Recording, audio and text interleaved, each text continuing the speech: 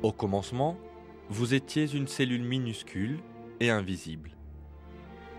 Cette cellule s'est divisée, s'est multipliée et est devenue un morceau de chair.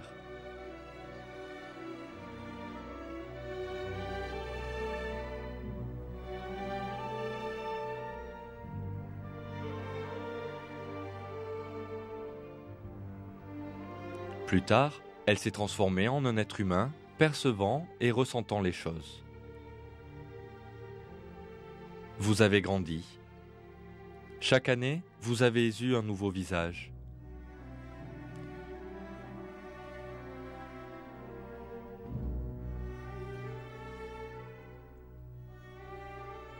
Avez-vous déjà réfléchi au miracle que cela représente ?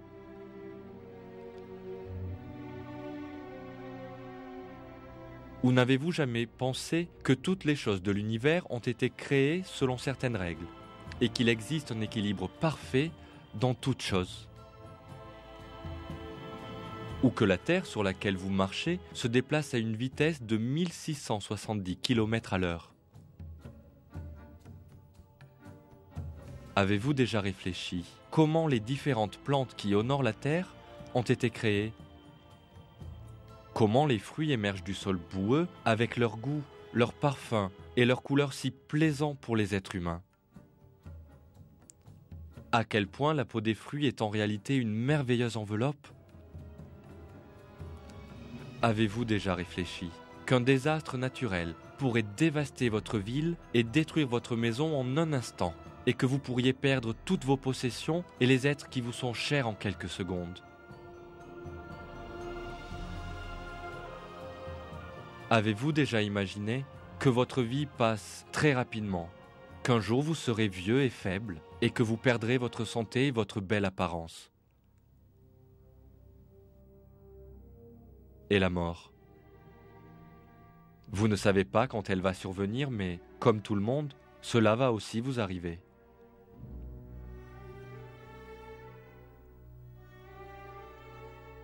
Dieu nous a dotés de facultés pour la pensée.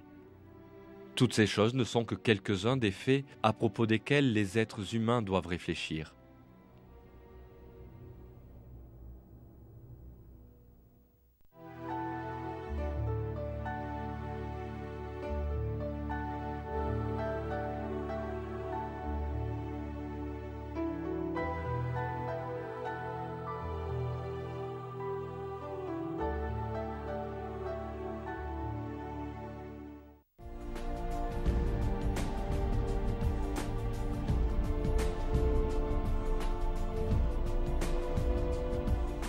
Tout le monde a la capacité de penser, mais on n'en est pas forcément conscient. Quand une personne commence à utiliser cette faculté, elle commence à voir des choses qu'elle n'avait jamais remarquées auparavant. Dieu a créé toutes les choses que nous voyons dans un but spécifique et a invité les êtres humains à y réfléchir. Dans un verset, il dit « Certes, dans la création des cieux et de la terre, dans l'alternance de la nuit et du jour, dans le navire qui vogue en mer, chargé de choses profitables aux gens, dans l'eau que Dieu fait descendre du ciel, par laquelle il rend la vie à la terre, une fois morte, et y répand des bêtes de toute espèce, dans la variation des vents, et dans les nuages soumis entre le ciel et la terre, en tout cela, il y a des signes pour un peuple qui raisonne. »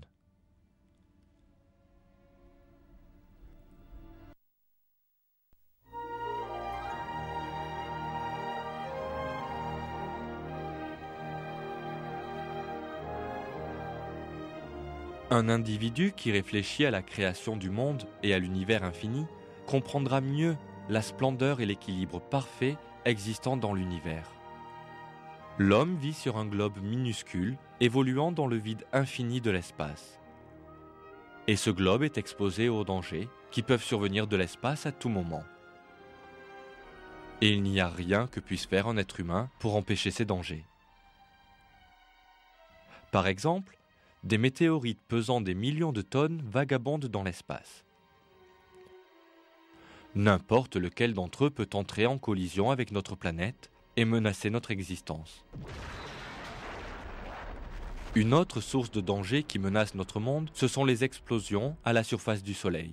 Ces explosions peuvent augmenter et la quantité de rayons dangereux atteignant la Terre peut s'intensifier d'autant plus que la couche d'ozone qui protège la Terre de ce genre de danger est sérieusement ébréchée. De toute évidence, les menaces qui pèsent sur la vie humaine sont nombreuses. Elles ne viennent pas seulement du ciel, mais aussi de la Terre. Juste en dessous de la croûte terrestre, se trouve une ceinture de feu caractérisée par une température très élevée et de forte pression. C'est la zone des magmas. Et la croûte terrestre est très fine. Lorsqu'un volcan entre en activité, c'est la lave de ce magma qui se répand à la surface terrestre. Un autre danger est représenté par le mouvement des plaques tectoniques de la Terre. Cela provoque des séismes plus ou moins dévastateurs. Un être humain ne doit jamais oublier qu'il vit avec tous ces types de dangers à chaque instant.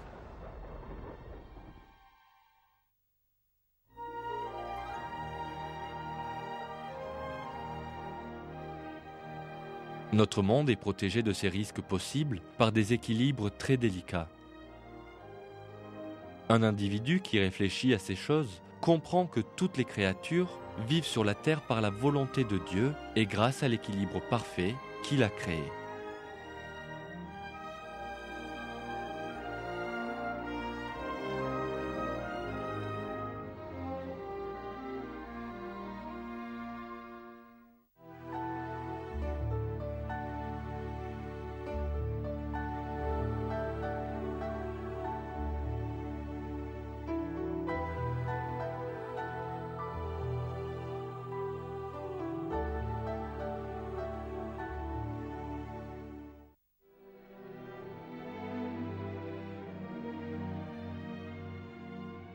Le vide cosmique est différent du type de vie auquel nous sommes habitués.